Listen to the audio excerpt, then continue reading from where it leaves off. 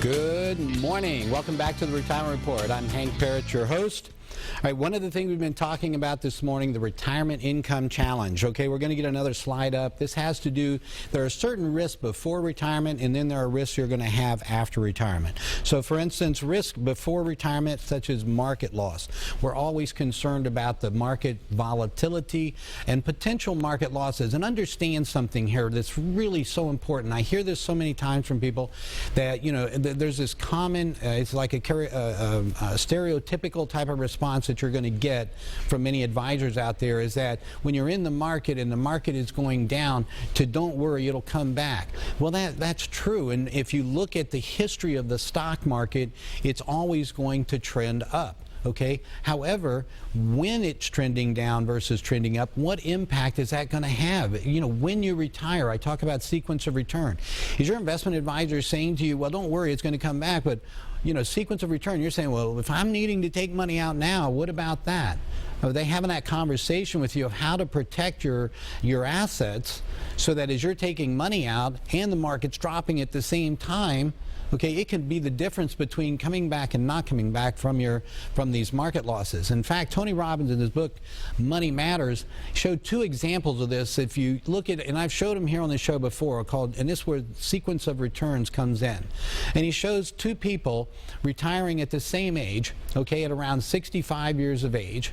All right, the first one, and they both earn the same amount on their investments, 8%. Can you imagine, right? You'd say, I'd love to earn 8% on my money. So he's showing 8% rate of return on both these people. One, we'll say Bob and Mary. Okay, Bob retires at 65, he's earning 8%, but the market drops in the first 3 years, similar to what it did 2000 through 2002 as an example. Okay, Bob starts with $500,000 that he has saved up for retirement. He's going to take 5% or $25,000 a year in income from that $500,000, and Bob's going to have to adjust that for inflation because, of course, he wants to maintain his standard of living and quality of life. So that $25,000 that starts out when he first retires, 10 years later, of course, that's going to be more like maybe $32,000, $33,000 to buy the same amount of things due to inflation. So Bob's taking that 5% out to start with, that $25,000. He's adjusting for inflation. And what happens over the next 20 years? Bob takes out close to $600,000 from his account, and he is broke. He's done. His money is gone. Okay, and yet he was earning 8% return and taking 5%. How could that happen? Okay, sequence of return. Because of that market drop, even though then he started getting gains, that put him behind. And it was the difference between, as Tony Robbins being a homeless camper in his situation. Now let's talk about Mary, the happy camper. Mary also starts out with $500,000. Mary also is going to earn 8%. The difference is the market in Mary's first few years of retirement goes on a bull run and goes on a nice, her investment portfolio grows, in fact. Mary also is taking 5%, $25,000 a year, and she's also adjusting for inflation.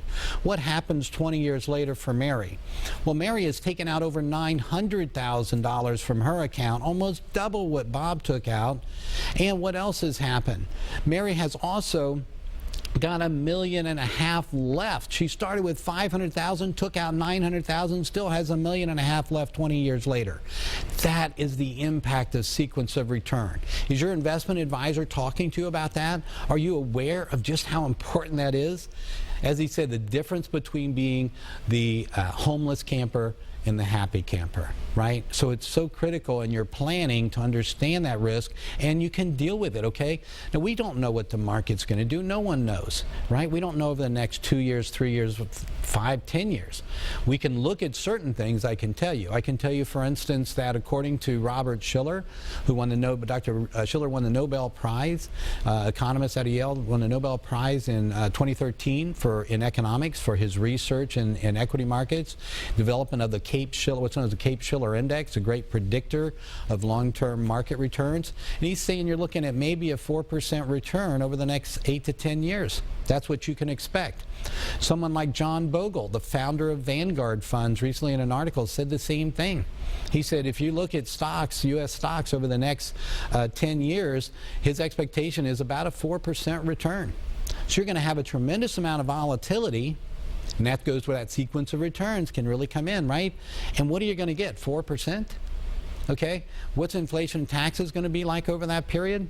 How do you plan against those things? There are ways to develop a portfolio to earn still more on your money safely. Okay, and there are other alternatives I've shared with you on the show before.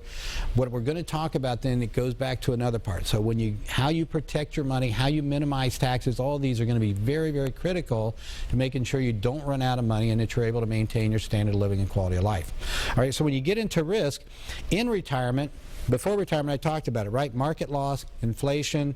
What about risk in retirement? Now we got market loss, inflation, outliving our assets, right? That longevity risk, inadequate income for the surviving spouse. Isn't that kind of important for a couple? Don't you want to make sure that when the first of you passes, that survivor is still going to be able to maintain their standard of living and quality of life no matter how long they live? And one of the big ones that we're going to talk about is healthcare costs. This again can amount to hundreds of thousands of dollars. And a lot of people have this misconception that when you get age 65 and you qualify for Medicare, that that your worries are over. And unfortunately, that's just not the case. So we're going to talk about that. Before I do, though, I'm going to offer again for the first 10 callers to my office, 615-376-5325. I'm going to offer up a retirement income analysis. Okay, so that retirement income analysis means we're going to give you a full-blown financial plan, investment analysis, when to take and get the most out of Social Security, how to minimize, we're talking tax planning, how to minimize taxes. We'll talk to you about Roth conversions, whether they're right for you or not, answer all the questions and concerns you might have. We're even going to talk to you about estate planning. We can review things that current policies you have, insurance policies, life policies, annuity policies, long-term care policies. I mean, this is a lot that we're going to offer up to you at no cost. But again, for the first 10 callers, 615-376-5325. Debbie's standing by at the office. She'll take your information. She'll send you out a checklist of things to bring to make sure that we're able to provide those benefits to you. And she'll send you a free copy of my book, 7 Steps to Financial Freedom in Retirement. All right? One of the things when it comes to planning for retirement is this healthcare choice. So one of the things that we're looking at, for instance, Social Security. Okay, when to make it? Do I take it at 62, 66, or 70? As I said, that's one of the things we're going to cover with you, and it's different for every person on this area, right? And keeping in mind, the difference is huge. I mean, you're talking about potentially 65% difference, okay, by taking it, say, age 70 versus 62. So if you think about that, 2/3 more money. In other words, the difference between $1,000 and $1,200 a month and maybe $3,000 a month. Okay, so that's kind of a big decision, and a lot of it has to do with some of the questions I'd asked earlier. We get into that with you, of course, individually. Now, the other is healthcare costs. Probably one of the most complex things you're going to have to deal with.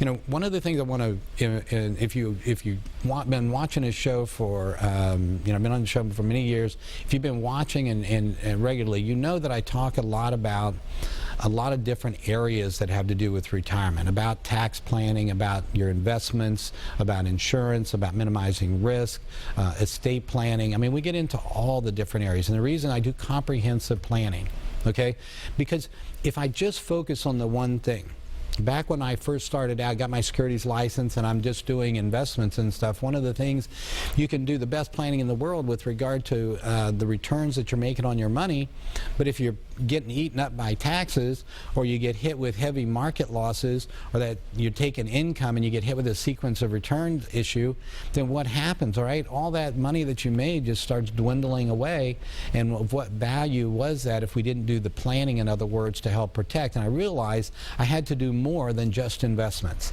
Okay, I have to get to, if I'm going to really be of value to my clients, I have to be able to help them with all these different areas, and I can't do all those things all alone. So I also learned that I've got to work with their accountants, okay? Or if they don't have one, then I'll bring one in. Okay, you've seen Dr. Friday on the show as an example. Or I'll bring in an estate planning attorney or a real estate attorney. Whatever the needs may be, we'll see if they've got somebody that they trust and they've got a long-term relationship that is an expert in these areas. I'm happy to work with them and do it all the time. If they don't have that person, I'll bring that person in, and we'll again work as a team to give you the best plan for your specific needs. And this comes again back full circle. Social Security is one of those areas, okay? Yes, when it comes to Social Security planning, when I'm talking about with my clients about when to take Social Security, and here's the other one, Medicare costs. This has got to be one of the most complex issues that you're going to deal with, and it's one of the biggest expenses you're going to have in retirement. Most studies are in fact saying it's the second biggest, next only to housing. The expenses that you're going to have in retirement is health care. So let's talk about healthcare costs. Again, one of the areas that we're finding with healthcare, when you reach age 65, they say you now qualify for Medicare. So for the first example, let's talk about you're 65, you qualify for Medicare, what now? Okay, what am I getting? For a lot of us, we think maybe, and a lot of people that came in, I know that come in to see me, one of the things they're thinking, oh, once I get to Medicare, now I don't have to worry about healthcare costs. They don't realize they're going to have a lot of out-of-pocket costs still. All right, so what kind of costs are they going to have? Well, we're talking about the parts of Medicare. There's Part A, Part B, Part C, Part D. What does all this mean? What these are coverages. These are you're going to have deductibles and co-insurance. You're going to have premiums in some instances. Well, when I come back, I'm going to take a break. When I come back, I'm going to dig into what is Part A, what Part B, what Part C, what Part D, what are these Medicare supplement plans you're talking about? What do these things cover? What don't they cover? And how much are they going to cost me? All right, all of that when we return. Join us here. We'll be right back on the Retirement Report.